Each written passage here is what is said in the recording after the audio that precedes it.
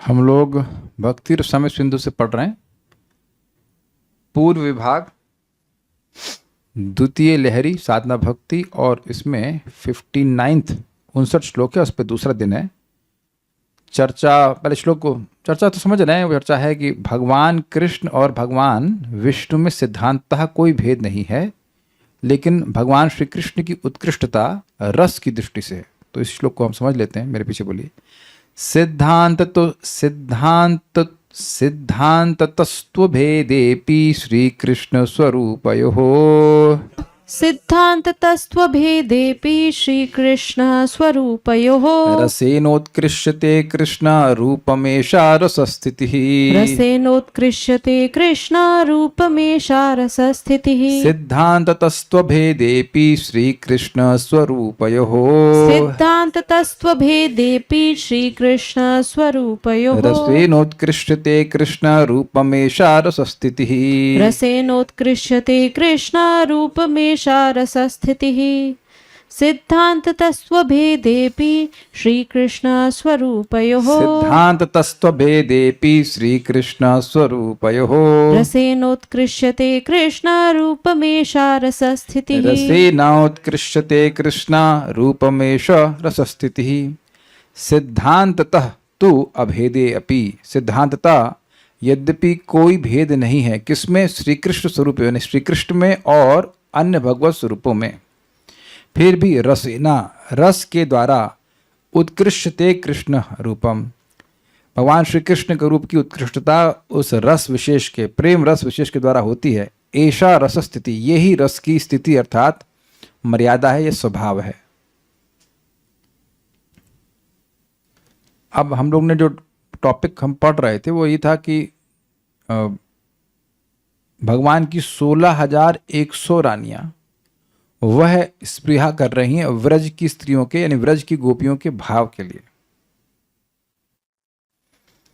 तो उसी में आगे हम पर पढ़ते हैं। ब्रजवासियों की इस चाह को अगले श्लोक में केवलेन ही भावेन कहकर बताया गया है। भागवत 11:12-8 में इस प्रकार उत्तरी भगवान ने कहा है, केवलेन हि भावेन गोप्यो गावो नगा मृगाः केवलेन हि भावेन गोप्यो गावो नगा मृगः येन्ये मूढधियो नागः सिद्धा माम ईयुरंजसा येन्ये मूढधियो नागः सिद्धा माम यूरंजसा केवलेन हि भावेन गोप्यो गावो नगा मृगाः केवलेन हि भावेन गोप्यो गावो नगा मृगः येन्ये मूढधियो नागः सिद्धा माम ईयुरंजसा येन्ये मूढधियो नागः सिद्धा माम यूरंजसा केवलेन हि भावेन गोप्यो गावो नगा मृगः केवलेन हि भावेन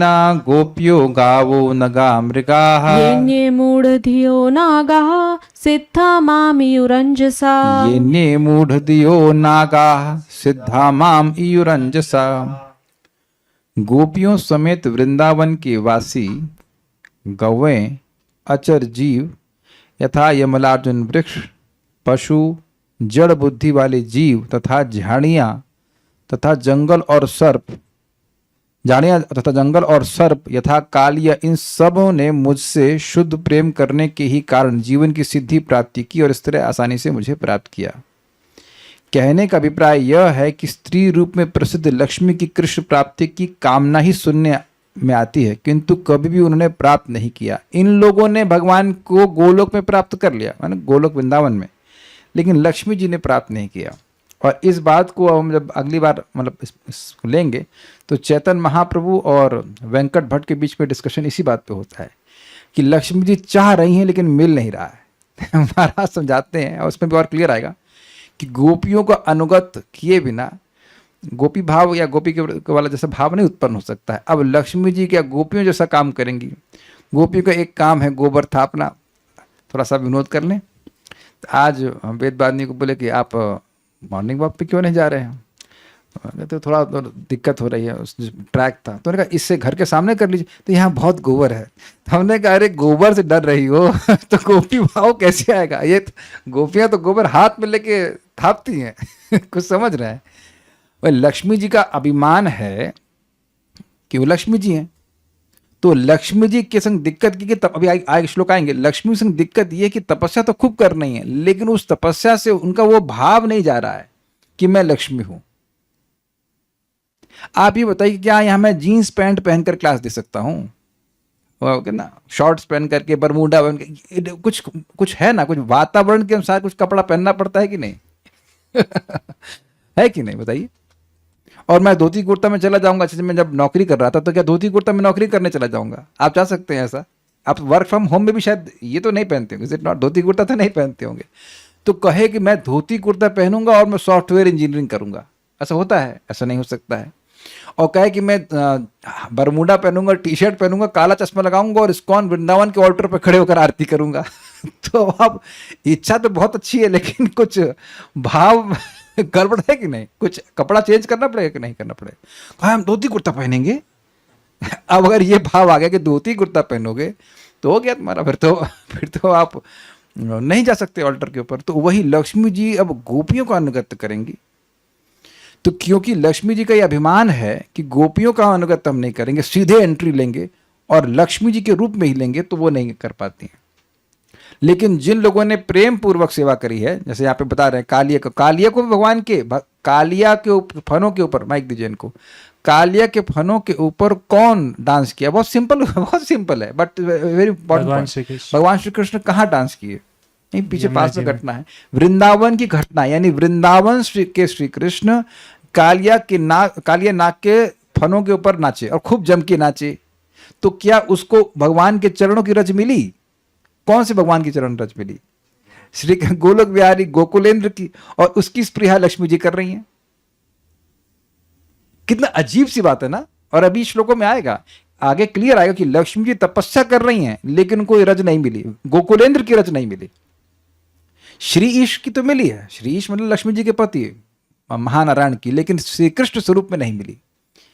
तो ये सब बातें हैं कि उन्होंने कभी प्राप्त नहीं किया। तो केवल भाव जो गोपियों के अनुगत होता है, जो गोपियों से अनुगत का मतलब है जो गोलोक के भक्तों के अनुगत स्वीकार करता है, उसको गोलोक का प्रेम मिलता है। अगर वो अपना अहंकार बना के रखेगा कि मैं तो ऐश्वर्य भाव में पूजा करना चाहता हूं, तो फिर वह गोलोक का प्रेम नहीं प्राप्त कर पाएगा। ओके, भागवत 10.16.36 में उक्त है, कस्यानुभावो अस्य न देव विद्महे तवांग्रि रेणु स्पर्शाधिकारः। कस्यानुभावोऽस्य न देव विद्महे तवांघ्रि रेणु स्पर्शाधिकारः। यद्वाञ्छया श्रीर्ललनाचरत्तपो विहाय कामान् सुचिरं धृतव्रता। यद्वाञ्छया श्रीर्ललनाचरत्तपो विहाय कामान् सुचिरं धृतव्रता। कस्यानुभावो अस्य न देव विद्महे तवांग्रि रेणु स्पर्शाधिकारः। कस्यानुभावोऽस्य न देव विद्महे तवांघ्रि रेणु स्पर्शाधिकारः। यद्वाञ्छया श्रीर्ललनाचरत्तपो विहाय कामान् सुचिरं धृतव्रता। यद्वाञ्छया श्रीर्ललनाचरत्तपो विहाय कामान् सुचिरं धृतव्रतः। कस्यानुभावोऽस्य न देव विद्महे तवांघ्रि रेणु स्पर्शाधिकारः। कस्यानुभावो अस्य न देव विद्महे तवांग्रि रेणु स्पर्शाधिकारः। यद्वाञ्छया श्रीर्ललनाचरत्तपो विहाय कामान् सुचिरं धृतव्रता। यद्वाञ्छया श्रीर्ललनाश्चरत्तपो विहाय कामान् सुचिरं धृतव्रता। ये नाग पत्नियों ने बोला है भगवान को, जब भगवान कालिया नाग के फनों के ऊपर नाच लिए, भगवान हम नहीं समझ पाती कि ये इसकी किस साधना का फल है। अब कई बार लोग पूछते हैं कालिया ने क्या साधना करी थी। जब भाई भागवत में ही डिक्लेयर कर दिया जा रहा है कि नहीं समझ में आ रहा कि क्या साधना करी, तो क्या बोलेंगे? कुछ साधु लोग बोलते हैं वृंदावन में रहा, और कोई साधना की होगी, जप किया हो, कुछ किया, केवल वृंदावन में रहा तो भगवान की कृपा मिल गई। यही और तो कोई साधना नहीं दिख रही है। जो तो ऐसा क्यों कहती है? तो कहते हैं जो ये आपके चरण कमलों की धूल का स्पर्श पाने का अधिकारी हुआ। समझ पा रहे हैं ना? कालिया के ऊपर भगवान नाचे तो चरण धूल मिल ही रही है उनको। तो ये उनको समझ में नहीं आ रहा कैसे हो रहा है ये। तो इसमें क्या स्पेशल बात है? तो कह रहे हैं आपके चरणों की रज इतनी दुर्लभ है कि उसके लिए आपकी अर्धांगिनी लक्ष्मी जी ने बहुत दिनों तक समस्त भोगों का त्याग करके नियमों का पालन करते हुए तपस्या की थी। नाग पत्नियों ने इस प्रकार कहा, मतलब तपस्या करी थी, ये नहीं कहा था कि तपस्या करके मिल गया। बेलवन कहाँ? इसके उस तरफ है ना, उस तरफ। तो इधर कालिया हृद और बेलवन में लक्ष्मी जी तपस्या कर रही हैं और आज भी कर रही हैं, लेकिन उन्हें भगवान की रासलीला में नहीं एंट्री मिली। और कह रहे कालिया जो है इसको मिल गया, मतलब ऑब्वियसली रासलीला में नहीं मिली, लेकिन भगवान के चरण रज मिल गया उसको अपने सिर पर। और एक सिर पे नहीं, जितने सिर थे सब पे मिल गया। खूब भगवान कृपा की। तो ये एक बड़ी अजीब सी बात है। तो बात यही है कि वह तपस्या कर रही है लेकिन अभिमान को नहीं त्याग रही। That's a point. भागवत 10.47.62 में उद्धव ने कहा है, मेरे पीछे बोलिए, या वै श्रियार्चित मजादिभिराप्त कामैर योगेश्वरैरपि यदात्मनिरास गोष्ठ्याम। या वै श्रियार्चितमजातिभिराप्त कामैर् योगेश्वरैरपि यदात्मनिरास गोष्ठ्याम्। कृष्णस्य तद् भगवतः चरणारविन्दं न्यस्तं स्तनेषु विजहु परिरभ्यतापम्। कृष्णस्य तत् भगवतः चरणारविन्दं न्यस्तं स्तनेषु विजहु परिरभ्यतापम्। बोलिए।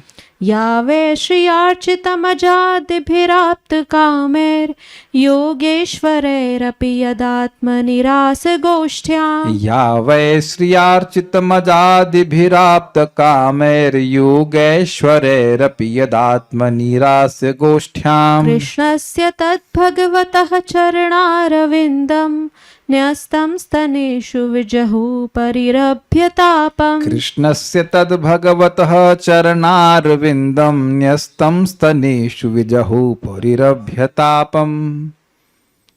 स्वयं लक्ष्मी जी तथा ब्रह्मा एवं अन्य सारे देवता जो योग सिद्धि के स्वामी हैं, भगवान कृष्ण के चरण कमलों की पूजा अपने मन के भीतर ही कर सकते हैं, मतलब साक्षात नहीं।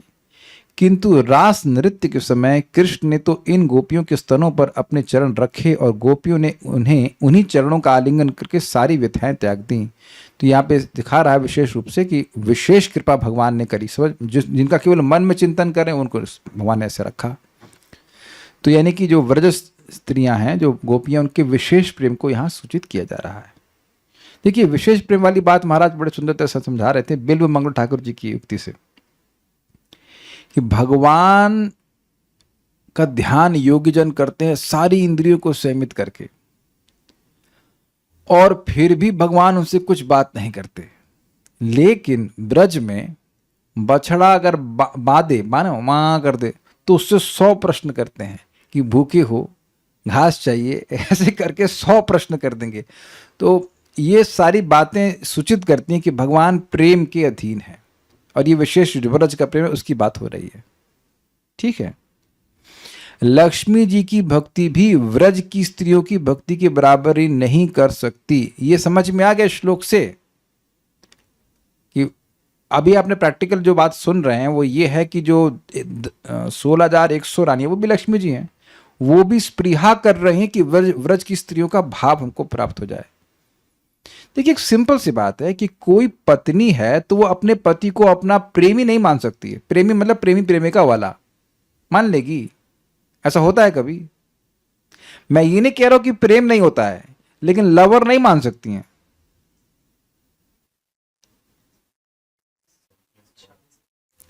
भाई मान लीजिए किसी की लव मैरिज हुई है, किसी की हुई हो तो हाथ नहीं खड़ा करना, बस आपको मालूम चलेगा। मान लीजिए लव मैरिज हुई है, तो जो लव मैरिज पहले वाला से, मतलब मैरिज से पहले वाला भाव था, वो भाव कुछ चेंज हो जाता है ना शादी के बाद। अब पति पत्नी के रूप में प्रेम रहता है, लेकिन वो भाव तो कैसे आ जाएगा बताइए? जो शादी के पहले वाला भाव था वो तो नहीं आ सकता ना। तो उसकी तो स्प्रिया ही करती रहेंगी रानियां हैं।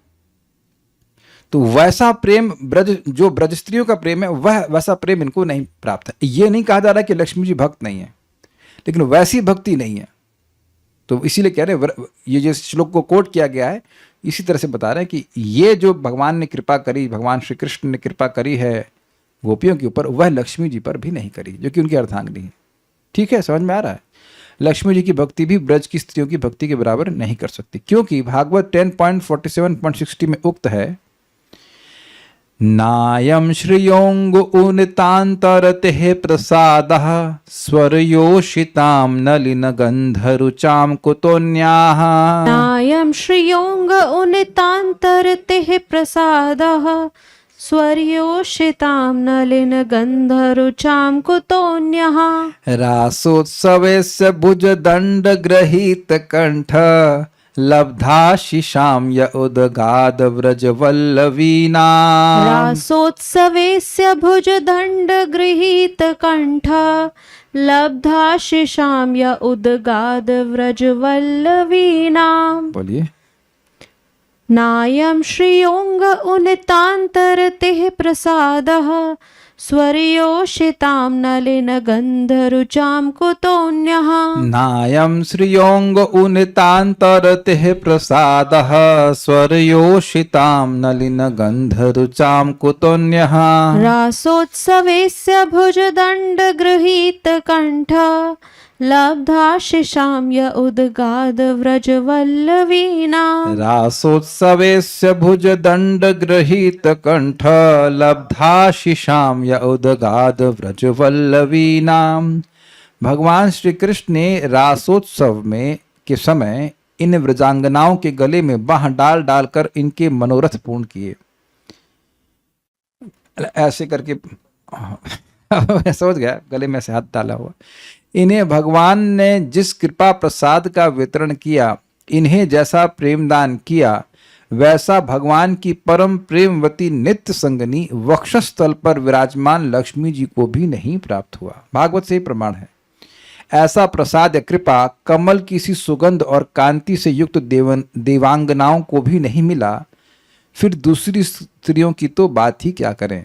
तो यानी कि बेसिकली बात है कि भगवान की रास लीला में संलग्न होने का अधिकार लक्ष्मी जी को नहीं मिला, फिर स्वर्ग की स्त्रियों को नहीं मिला, तो समान स्त्रियों का तो कहना ही क्या। क्या मुझे लगा लीजिएगा, समझ में आ गया। ये एक विशेष कृपा भगवान ने करी। इस कथन से भी व्रज सुंदरियों का परमाधिक्य है।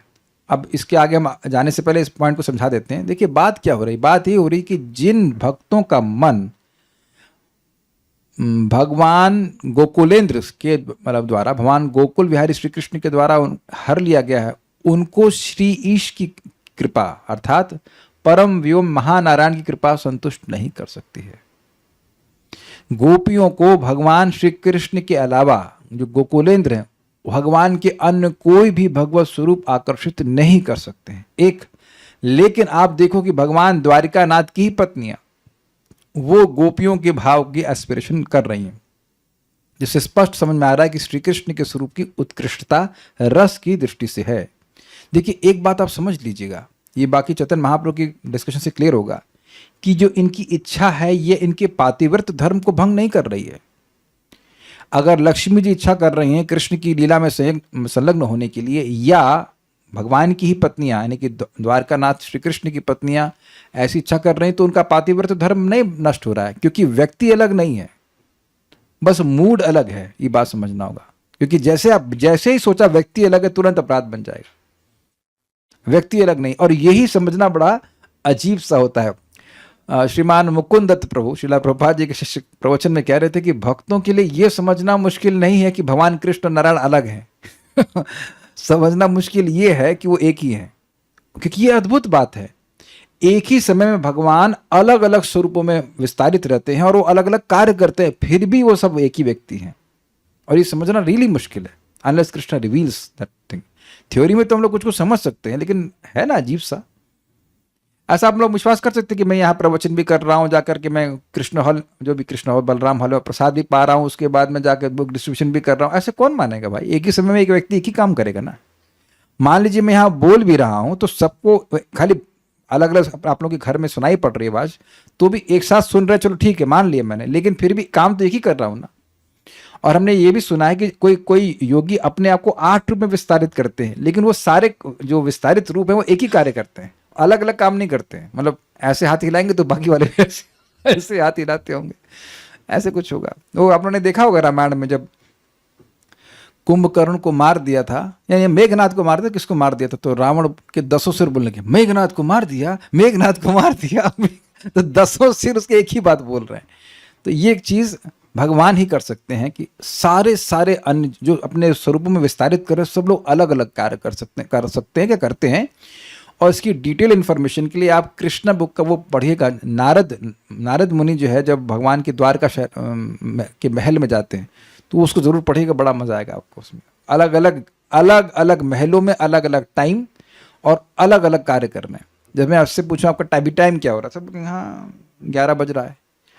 और कितना अद्भुत हो कि मेरे दूसरे रूम में 12 बज रहे हो मेरे दूसरे रूम में सुबह के 4 बज रहे हो और यहाँ 10 बज रहा है। इवन ये छोड़ दीजिए, अगर मैं कहूँ कि हैदराबाद में भी क्या टाइम हो रहा है तो आप बोलेंगे 10:57।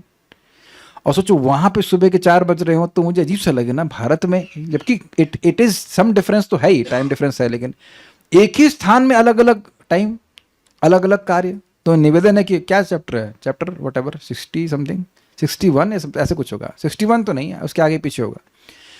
तो ऐसा भगवान अद्भुत कार्य करते हैं।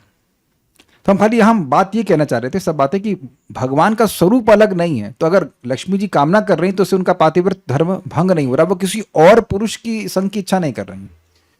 अब वो इच्छा क्यों कर रही है वो और भी क्लियर होगा महाप्रभु के डिस्कशन से, लेकिन इतने बात है यहाँ पे। तो इससे समझ में आ रहा है कि व्रज सुंदरियों के परमाधिक्य, हाँ 69 चैप्टर उसको पढ़ लीजिएगा। और व्रज सुंदरियों में भी श्रीमती राधा रानी सर्वश्रेष्ठ हैं। उसको यहाँ पे बोल रहे हैं कि जितनी भी लक्ष्मियां हैं वो श्रीमती राधा रानी की विस्तार है। तो अब बात यह आएगी कि श्रीमती राधा रानी की बात क्यों आ गई, यहाँ तो कृष्ण की बात आ रही थी। तो एक सिंपल सी बात है, श्रीमती राधा रानी को आप कौन से भगवत स्वरूप से जोड़ते हैं, बताइए वेदवादिनी। भगवान श्रीमती राधा रानी को कौन से भगवत स्वरूप से आप जोड़ती हैं? भगवान कृष्ण से। भगवान श्री कृष्ण जो अनादि सिद्ध स्वरूप हैं, जो गोकुलेंद्र, उनके अलावा किसी भी भगवत स्वरूप से श्रीमती राधा रानी को नहीं जोड़ सकते। राधा नारायण नहीं कह सकते आप, is it not? Radha Sankarshan कभी सुना है आपने? ऐसा नहीं, राधा कृष्ण ही कहा गया है। क्लियर हो गया एकदम। तो श्रीमती राधा रानी, सब देखिए समझिए, सारी व्रज सुंदरियां सभी लक्ष्मियों से श्रेष्ठ हैं, ठीक। अब उनमें श्रीमती राधा रानी सर्वश्रेष्ठ हैं और श्रीमती राधा रानी के एकमात्र प्रेमास्पद हैं भगवान श्री कृष्ण। कृष्ण स्वरूप को ही वो प्रेम करते हैं। तो इससे भी समझ में आ गया कि श्री कृष्ण स्वरूप की उत्कृष्टता अन्य भगवत स्वरूपों से है। इसलिए यहाँ पे श्रीमती राधा रानी के बारे में बोला जा रहा है। Got it? ठीक है। श्री राधा सब प्रकार से पूर्ण भगवान की लक्ष्मी है। बृहद गौतमीय तंत्र के अनुसार श्री राधा इस प्रकार हैं, मेरे पीछे बोलिए। देवी कृष्णमयी प्रोक्ता राधिका पर देवता। देवी कृष्णमयी प्रोक्ता राधिका पर देवता। सर्वलक्ष्मीमयी सर्वकांति सम्मोहिनी परा। सर्वलक्ष्मीमयी सर्वकांति सम्मोहिनी परा। देवी कृष्णमयी प्रोक्ता राधिका पर देवता। देवी कृष्णमयी प्रोक्ता राधिका पर देवता। सर्वलक्ष्मीमयी सर्वकांति सम्मोहिनी परा। सर्वलक्ष्मीमयी सर्वकांति सम्मोहिनी परा। इसकी व्याख्या तो बहुत बहुत बहुत विस्तार है, वो हम उधर नहीं कर रहे, हम पढ़ के बस आगे बढ़ेंगे अभी। देवी राधिका पर देवता कृष्णमयी हैं, वह सर्वलक्ष्मीमयी मतलब सारी लक्ष्मियां इन्हीं से आती हैं। सर्वकांति सम्मोहिनी सर्वश्रेष्ठा शक्ति हैं। समस्त लक्ष्मियों में श्रेष्ठा शक्ति श्री राधा नाम से प्रसिद्ध है। सबसे विलक्षण शक्ति राधा नाम से विराजित है। उनको लक्ष्य करके भागवत 10.30.28 में कहा गया है, मेरे पीछे बोलिए। अन्याराधितो नूनम भगवान हरिरीश्वरः। अन्याराधितो नूनम भगवान हरिरीश्वरः। यन्नो विहाय गोविन्दः प्रीतो यामनयद्रः। यन्नो विहाय गोविन्दः प्रीतो यामनयद्रः।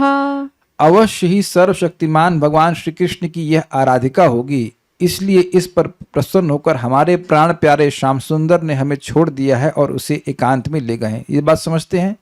गोपियों के संग भगवान श्री कृष्ण लीला कर रहे थे, रास लीला कर रहे थे। तो अब राधा रानी को अभिमान हो गया कि मेरी क्या इंपॉर्टेंस है, सभी के संग तो रास लीला करना है।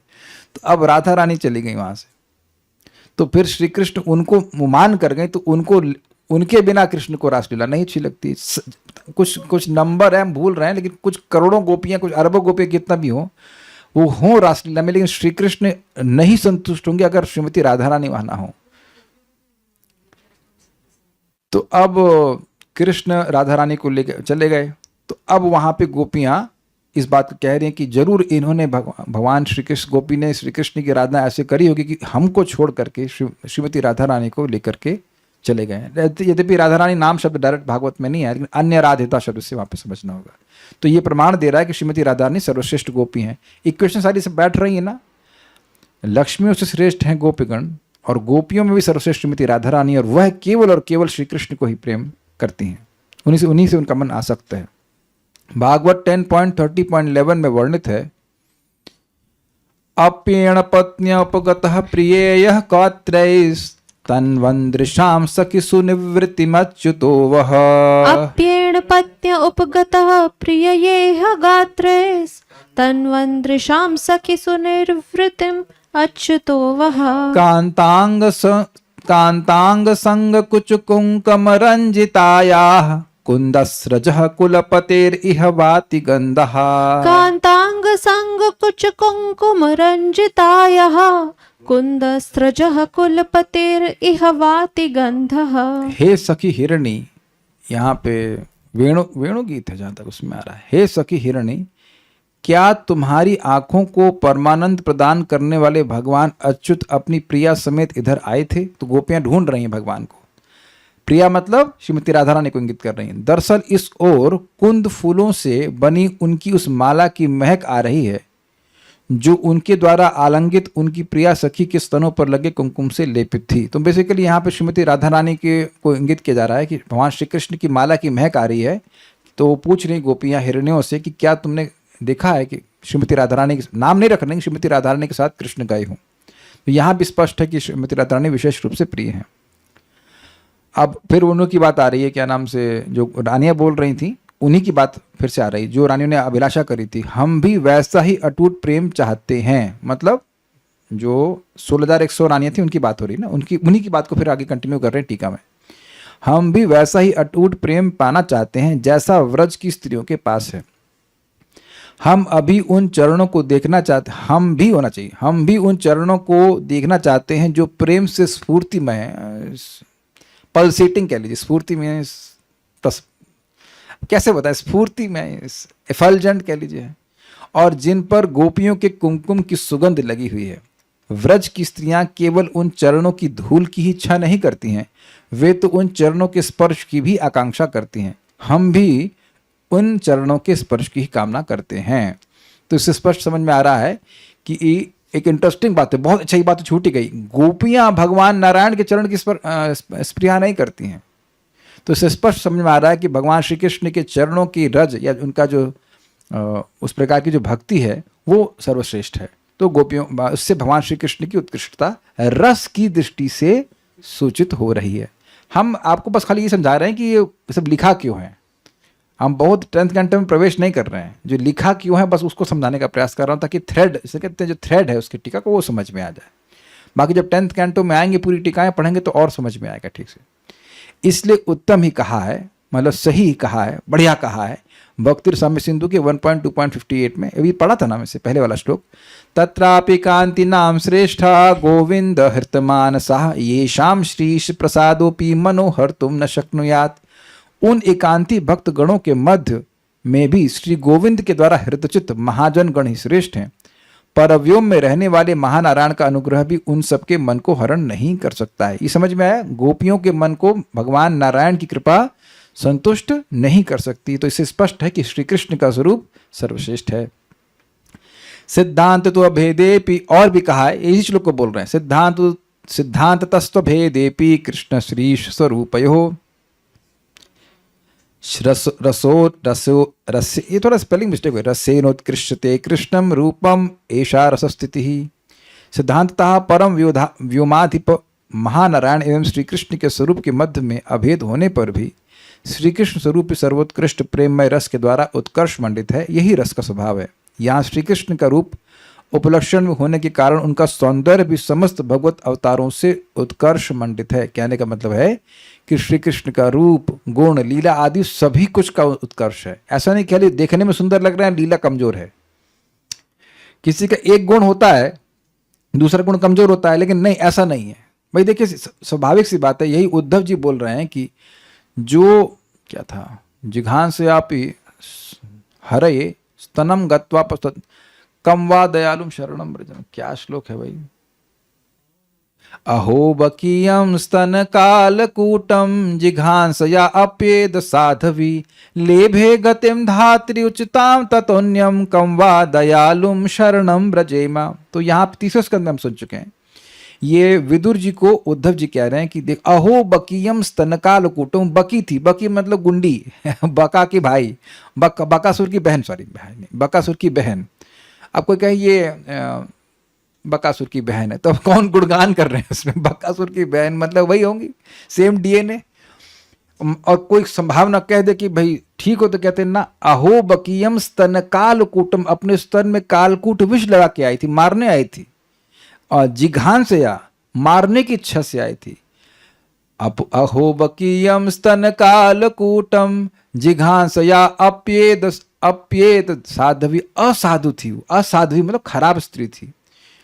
लेभे गतिम धात्री उचिताम ततोन्यम, फिर भी उसको धात्री की गति, नर्स की गति दी गोलोक में। कम वा दयालुम शरणम व्रजेमा, तो ऐसा कौन अधिक और दयालु है श्री कृष्ण को छोड़कर जिसकी मैं शरण लूं। तो आप देखिए, अन्य आगे सब बातें क्लियर होंगी। अन्य भगवत स्वरूप अपने उपासकों को वैकुंठ प्रदान करते हैं, लेकिन जो उनसे झगड़ा करता है उसको मारते हैं तो वह वैकुंठ नहीं देते हैं। इसे कहते हैं हतारी गतिदायक। भगवान कृष्ण किसी भी असुर को मारते हैं तो सीधे वैकुंठ देते हैं, लेकिन वैकुंठ के जो नाथ हैं वह है जब किसी को मारेंगे तो खुद स्वेच्छा से वैकुंठ नहीं देंगे, कुछ उच्चतर गति मिल जाती है। ये आगे बातें और क्लियर होंगी। तो दया की दृष्टि से, सौंदर्य की दृष्टि से हर तरह से भगवान आकर्षक है। अब इस बात को हम कोई अपने मन से तो नहीं कह रहे हैं। परम पदम भूषण भूषणांगम करके श्लोक है, तो वहां स्पष्ट है कि भगवान नारायण भी श्री कृष्ण के स्वरूप से आकर्षित हो जाते हैं, उनके सौंदर्य से आकर्षित हो जाते हैं। और इसी बात को आप लोग वो लीला पढ़ सकते हैं जब भगवान महाविष्णु ने एक ब्राह्मण के बच्चों को हर साल चुराया पैदा होते ही, ताकि वह श्री कृष्ण को देख सकें। और वहां पे सब शब्द है दिदृक्षु, मतलब मेरी बड़ी आपको देखने की इच्छा थी। तो वहां चक्रवर्ती पाद स्पष्ट कहते हैं कि एक अद्भुत बात है कि द्वारका में एक पान वाला भी श्री कृष्ण को देख सकता है, लेकिन श्री कृष्ण की इच्छा के बिना भगवान महाविष्णु भी उनको नहीं देख सकते। अब मैं जब ऐसी भाषा का प्रयोग करूंगा तो लगेगा दोनों अलग हैं, अलग नहीं है, लेकिन इस तरह की भाषा का प्रयोग किया गया है। बड़ा अजीब है, बहुत अजीब है। तो एनीहाउ, भगवान श्री कृष्ण सौंदर्य की दृष्टि से भी उत्कर्ष को प्राप्त हैं। यद्यपि यह प्रकरण सिद्ध भक्त गणों का है, तथापि अन्य भक्त जन भी इन्हीं सिद्ध भक्तों के समान चित्त वाले हों, अतः उनकी जानकारी के लिए यहाँ लिखा गया है। ये समझे बात। अगर आपको लगा कि हाई फाई टॉपिक था तो कह रहे हैं हाँ हाई फाई टॉपिक है, लेकिन अब जो साधना करने वाले हैं वो भी कभी उनका चित्त इन सब बातों को पकड़ेगा, इसलिए बात बताई जा रही है। अब बताया ही नहीं जाएगा तो कभी बात पकड़ेगा नहीं। अब हमारी तो स्प्रिया हो रही कि चैतन्य चरतामृत थोड़ी सी पढ़ा दी जाए इस संबंध में। इसी श्लोक को चैतन्य चरतामृत में कैसे समझाया गया है उसको देखेंगे तो और मजा आएगा। वहाँ विनोद हो रहा है, तो अभी समय है 20 मिनट, तो कुछ तो हम पढ़ ही लेंगे, उसके बाद आगे देखेंगे। तो यहाँ श्रीमन चैतन्य महाप्रभु, यही मौसम चल रहा था, मौसम से मेरा मतलब है कि चतुर्मास चल रहा था, तो ऐसे में महाप्रभु साउथ इंडिया की यात्रा करते करते वेंकट भट्ट रंगनाथ जी के क्षेत्र में वहाँ पहुँचे, श्रीरंगम में, और वहाँ पर वेंकट भट्ट के घर में रह रहे थे। बहुत सारे भक्तों से उन्हें मिला, लेकिन उनके घर में रह रहे थे। उन्हें निवेदन किया कि हमारे घर में आप 4 महीना रहिए। तो महाप्रभु वहाँ पे रहे, और कैसे कैसे उनके बीच बातचीत हुई हम जरा देखते हैं। मेरे संग बोलिएगा या मेरे पीछे बोलेंगे, कैसे करना चाहते हैं? टाइम तो बहुत है अपने पास, तो मेरे पीछे बोलिए। ये है मध्य लीला का 9th, हाँ बताना भूल गया था, मध्य लीला 9.108 से शुरू हो रहा है, ठीक है? मेरे पीछे बोलिए। थोड़ा सा बंगाली भी बोलते हैं। ए मत भट्ट गृहे रहे गौरचंद्र निरंतर भट्ट संगे कृष्ण कथानंद। ईमत भट्ट गृहे रहे गौर चंद्र, निरंतर भट्ट संगे कृष्ण कथानंद। कोई और ट्यून आपको याद है? वो ठीक है, मैं मान रहा हूँ कि हमारा बंगाली प्रोनाउंसिएशन हिंदी की तरह होगा, उसको आप ग्रहण कर लीजिए। আমি বাংলা নাই, আমার বাংলা জ্ঞান अल्प আছে, আমাকে क्षमा করুন, ठीक है। जितना जैसे लिखा वैसा আমি বাংলা शुद्ध रूपे शुद्ध भावे बोलते ना पारी, ठीक है, चलेगा, आप इसको स्वीकार कर लीजिए, ठीक है। वो सुना है ना आपने, तदवाग विसर्गो जनताग विप्लवो यस्मिन् प्रतिश्लोकम अवद्धवतपि नामानन्तस्य यशोंकितान यत् शृण्वन्ति गायन्ति गृह्णन्ति साधु। आप साधु हैं कल्याण प्रभु, तो हमारी कोई त्रुटि भी होगी तो कि हम भगवान का यश बोल रहे हैं तो उसको आप स्वीकार कीजिए, ठीक है, उस अंश को स्वीकार कर लीजिए। जैसे मिठाई किसी रूप में भी आएगी तो स्वीकार कर लेते हैं कि नहीं, वैसे से मीठी चेतन चेतावत को स्वीकार कर लीजिए।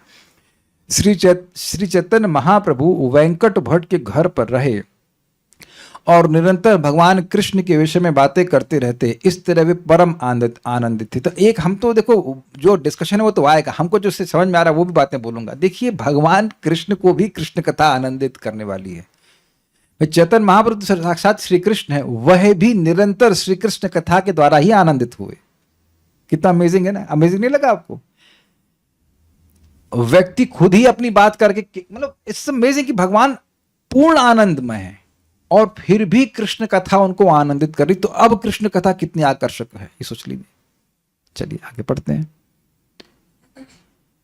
ओके, श्री वैष्णव भट्ट, मेरे पीछे बोले, श्री वैष्णव भट्ट सेवे लक्ष्मी नारायण, तार भक्ति देखी प्रभुर तुष्ट होइल मन। श्री वैष्णव भट्ट सेवे लक्ष्मी नारायण, तार भक्ति देखी प्रभुर तुष्ट हाइले माना। रामानुज संप्रदाय का वैष्णव होने के कारण वेंकट भट्ट लक्ष्मी तथा नारायण के अर्चा विग्रह की पूजा करता था। उसकी शुद्ध भक्ति देखकर श्री चैतन्य महाप्रभु अत्यंत प्रसन्न थे। अब एक और बात समझ लीजिए कि शुद्ध भक्ति का मतलब केवल ये नहीं है कि गोलोक का ही प्रेम चाहिए। दिख गया कि नहीं आपको? चैतन्य महाप्रभु यद्यपि राग मार्ग की भक्ति देने के लिए आए थे, लेकिन ऐसा नहीं है कि कोई व्यक्ति जैसे श्री वैष्णव संप्रदाय में है तो वो भक्ति कर रहा है लक्ष्मी नारायण की तो उससे भगवान प्रसन्न नहीं है। ये बात थोड़ा समझ लेना चाहिए। Every devotee is a pure devotee with अन्याभिलाषता शून्यम के अनुसार, क्योंकि हमने सुना था ना कृष्ण या कृष्ण के भगवत स्वरूप अन्य स्वरूप। निरंतर तार संगे हैला सख्य भाव, हास्य परिहासे दुहे सखेर स्वभाव। निरंतर तार संगे हाइले सख्य भाव, हास्य परिहासे दुहे सखेर स्वभाव। पढ़िए। निरंतर, अरे नहीं पढ़िए, मतलब हिंदी पढ़िए। एक दूसरे के साथ लगातार रहने से श्री चैतन्य महाप्रभु तथा वेंकट भट्ट में धीरे धीरे मैत्री भाव स्थापित हो गया। वे कभी मिलकर हंसते और कभी मजाक करते। तो अब ये क्यों कह रहे हैं? वेंकट भट्ट गृहस्थ हैं और ये हैं सन्यासी, लेकिन उन्हीं के घर में रह रहे हैं, आई अज्यूम लाइक दैट। तो बातचीत करते हुए, कृष्ण कथा करते हुए, कंटेम्प्ट नहीं था, एक मित्रता वाली बात आ गई, तो थोड़ा मजाक चल रहा है। प्रभु कहे भट्ट तोमार लक्ष्मी ठाकुरानी, कांत वक्ष स्थिता पतिव्रता शिरोमणि। प्रभु कहे भट्ट तोमार लक्ष्मी ठाकुराणी, कांत वक्ष स्थिता पतिव्रता शिरोमणि। श्री चैतन्य महाप्रभु ने भट्ट से कहा, तुम्हारी ये देखिए, किसी को पोक करना हो तो तरीका होता, तुम्हारे बच्चे, तुम्हारा ये तो तुम्हारी आराध्य देवी लक्ष्मी सदैव नारायण के वक्षस्थल पर विराजमान रहती हैं और वे निश्चय ही सृष्टि की सबसे अधिक पतिव्रता स्त्री हैं। आमार ठाकुर कृष्ण गोप गोचारक, साध्वी हैया केने चाहे ताहार संगम। आमार ठाकुर कृष्ण गोप गोचारक, आमार ठाकुर कृष्ण गोप गोचारक, साध्वी हैया केने चाहे ताहार संगम। सुन के ही समझ में आ रहा है कि नहीं आ रहा है? किंतु मेरे स्वामी तो ग्वाल बाल श्री कृष्ण हैं जो गायों के चराने में लगे रहते हैं। ऐसा क्यों है कि लक्ष्मी ऐसी पतिव्रता स्त्री होते हुए भी मेरे प्रभु का साथ चाहती? वो तो भाई बड़े बड़े व्यक्ति की पत्नी है, ये एक ग्वाले के प्रति क्यों आसक्त हो रही है? अब देखिए टॉन्ट मारा जा रहा है कि नहीं। एई लागी सुख भोग छाड़ी चिरकाल, व्रत नियम करी तप करिल अपार। एई लागी सुख भोग छाड़ी चिरकाल, व्रत नियम करी तप करिल अपार। पढ़िए। लक्ष्मी जी ने कृष्ण की संगति प्राप्त करने के लिए ही वैकुंठ लोक के सारे सुख त्याग दिए और दीर्घ काल तक व्रत नियम का पालन करके अपार तपस्या की। अब ये क्यों कह रहे हैं? देखिए बात इंपॉर्टेंट है कि ऐसा नहीं खाली चाह रही हैं मिल जाए, ठीक है, नहीं मिला तो चलेगा। वैकुंठ का सुख त्याग करके तपस्या कर रही है, तो इसका मतलब है कि बहुत ज्यादा स्पृहा है ना। आप कभी जीवन में तपस्या किए हो खूब जम के, तो उसके पीछे कोई इच्छा रही होगी तब ना। तो ऐसा तो नहीं हल्की हल्की इच्छा हो रही है और आप तपस्या कर रहे हैं। आज तक कभी आप लोग ऐसा किए कि घोर तपस्या कर रहे हैं? हाँ, थोड़ी सी इच्छा थी इसलिए हम बहुत तपस्या कर रहे हैं। तो आप समझ लीजिए कि खूब तपस्या कर रहा है तो उसके पीछे खूब इच्छा है। Do you agree? तो अब उस बात, और वो कह रहे हैं कि ऐसा नहीं कि हल्की हल्की इच्छा कर रही, नहीं नहीं, बहुत इच्छा है, इसलिए वैकुंठ का सुख त्याग करके तपस्या क्यों कर रही हैं? ये बताइए, ऐसा क्यों कर रही हैं? वो तो नारायण की पत्नी है। अब उसके बाद देखिए यही श्लोक हम लोगों ने सुना था ना अभी टीका में, फिर यहाँ पे आ गया। मेरे पीछे बोलिए। कस्यानुभावोस्य न देव विद्महे तवांग्रि रेणु स्पर्शाधिकारः। कस्यानुभावोऽस्य न देव विद्महे तवांघ्रि रेणु स्पर्शाधिकारः। यद्वाञ्छया श्रीर्ललनाचरत्तपो विहाय कामान् सुचिरं धृतव्रता। यद्वाञ्छया श्रीर्ललनाचरत्तपो विहाय कामान् सुचिरं धृतव्रता। पढ़िए। तब चैतन्य हाँ, पढ़िए। तब चैतन्य महाप्रभु ने कहा, हे प्रभु, हम नहीं जानते कि कालिया नाग को किस तरह आपके चरण कमलों की धूली प्राप्त करने का अवसर प्राप्त हुआ। इसके लिए तो लक्ष्मी देवी को भी समस्त इच्छाओं को त्याग कर और व्रत करके सदियों तक तपस्या करनी पड़ी थी। निस्संदेह हम नहीं जानते कि किस तरह कालिया नाग को ऐसा सुअवसर मिल सका। अब आप देखिए कि ये और पिन करने वाली बात है। अरे नाग को मिल गई और आपकी लक्ष्मी जी को नहीं मिली है ना। देखिए श्लोक कैसे कोट किया गया, कि कोट तो भागवतम का श्लोक है, लेकिन किस तरह से कोट किया जा रहा है कि देखो एक नाग को मिल गई कृपा, लेकिन आपकी लक्ष्मी जी को, तुम्हार आपकी आराध्या लक्ष्मी जी को नहीं मिली, तो आदमी चिढ़ेगा नहीं? तो ये महाप्रभु कर रहे हैं तो कहा। तात्पर्य श्लोक श्रीमद् भागवतम 10:16-36 से है, जिसमें काली नाग की पत्नियों का कथन है। अब भट्ट जी क्या कहते हैं? भट्ट कहे कृष्ण नारायण एक स्वरूप, कृष्ण ते अधिक लीला वैदग्ध्यादि रूप। भट्ट कहे कृष्ण नारायण एक स्वरूप, कृष्ण ते अधिक लीला वैदग्ध्यादि रूप। तब वेंकट भट्ट ने कहा, भगवान कृष्ण तथा भगवान नारायण एक ही रूप हैं, किंतु कृष्ण की लीलाएं अपने क्रीड़ा रस के कारण अधिक आस्वाद्य हैं। इंग्लिश में से कहा गया है, दे आर मोर स्पोर्टिव। अब भगवान नारायण किसी नाग के ऊपर तो नहीं नाचते हैं, बल्कि महाराज से सुना कि भगवान कभी सीधे चलते ही नहीं हैं। कृष्ण टेढ़े चलते हैं। टेढ़े मतलब देखेंगे इधर चलेंगे उधर, ऐसे हर चीज उनका हिसाब किताब ऐसा ही रहेगा। ही इज नॉट सोबर सीधी ऐसे ही मस्ती में चलेंगे। तो ये है हिसाब किताब वहां पर। ऐसा भी हमने सुना है कि भगवान जब निकलते हैं तो वो इंगित कर देते हैं। कैसे इंगित करते हैं? कि बांसुरी से करते हैं, कि बांसुरी अगर ऐसे बजा रहे हैं तो आज हम उस दिशा में जाएंगे तो वहां मिलना, गोपियों को बोलते हैं इधर, ऐसा कुछ तो है, मैं भूल रहा हूँ। बांसुरी से करते हैं कि अपने आंखों से करते हैं, भूल रहे हैं। It is very very sportive से कहना है। स्पोर्टिव समझ रहे हैं, बहुत ही क्रीड़ा परायण जिसे कहना चाहिए। तो उस लीला में लक्ष्मी जी इसलिए रहना चाहती है, लेकिन भेद व्यक्ति में कोई भेद नहीं है। तारस्पर्श नाही जाए पतिव्रता धर्म, कौतुके लक्ष्मी चाहे न कृष्णेर संगम। तार स्पर्शे नाही जाए पतिव्रता धर्मा, कौतुके लक्ष्मी चाहे न कृष्णेर संगम। चूंकि कृष्ण तथा नारायण एक ही व्यक्ति हैं, अतएव कृष्ण के साथ लक्ष्मी का संग उनके पतिव्रता धर्म को भंग नहीं करता। प्रत्युत यह तो अत्यंत आनंद की बात थी कि लक्ष्मी जी ने भगवान कृष्ण का साथ करना चाहा। तो ये वेंकट भट्ट श्लोक कोट करना तात्पर्य, यह श्री चैतन्य महाप्रभु के प्रश्न का उत्तर है, जिससे हमें पता चलता है कि वेंकट भट्ट को सत्य का पता था।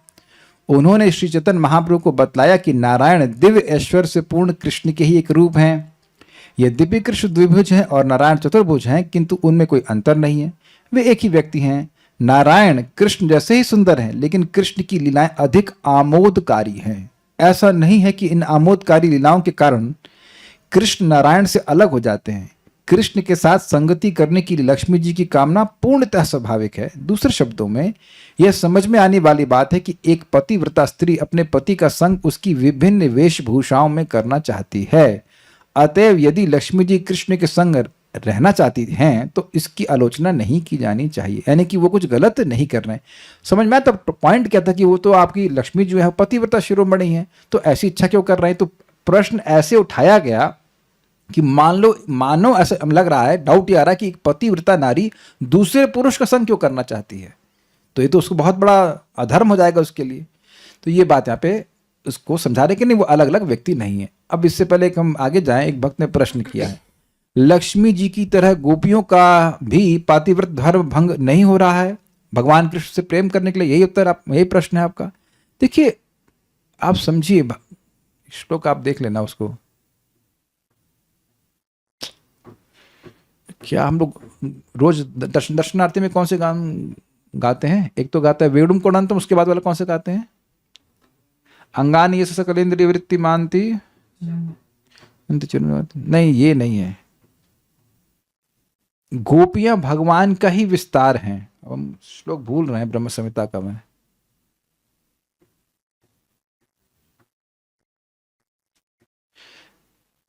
युद्ध भाव भावित धियो मनुजास्त यम श्याम सुंदर अचिंत गुण स्वरूप, नहीं आओ। तो गोपियां भगवान श्री कृष्ण, कोई व्यक्ति अगर अपनी ही छाया से खेले तो उसको दोष नहीं कहा जाएगा। तो वह भगवान श्री कृष्ण की ही शक्तियां हैं, और इस कारण से जब वो भगवान श्री कृष्ण का संग कर रही हैं तो उसमें कोई भी गलती नहीं है। उसमें पतिव्रत धर्म भंग होने का कोई मतलब ही नहीं है।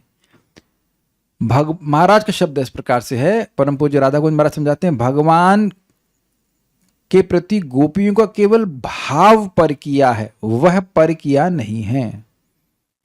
समझ रहे हैं बात? जैसे इस जगत में कोई लड़की है, उसकी शादी हो गई है, तो अब वो अगर अपने प्रेमी से कुछ बातचीत कर रही तो उसका भाव भी पर किया है और वो भी पर किया है, उसकी पत्नी नहीं है, वो उसकी संगनी नहीं कह सकते। लेकिन गोपियों का केवल भाव पर किया है, लेकिन गोपियां भगवान श्री कृष्ण की शक्ति हैं। अभी श्लोक एकदम नहीं आ रहा है, भगवान चाहे तो बता दूंगा। ब्रह्म संहिता में कुछ स्पष्ट लिखा है कि उन्हीं के विस्तार हैं, एकदम याद नहीं, बहुत लंबा तात्पर्य उसमें लिखा गया है। एनीवेज, तो अब यहां पर तो अब खैर हम अभी उस पॉइंट को डिस्कस भी नहीं कर रहे। हमारा पॉइंट यह है कि लक्ष्मी जी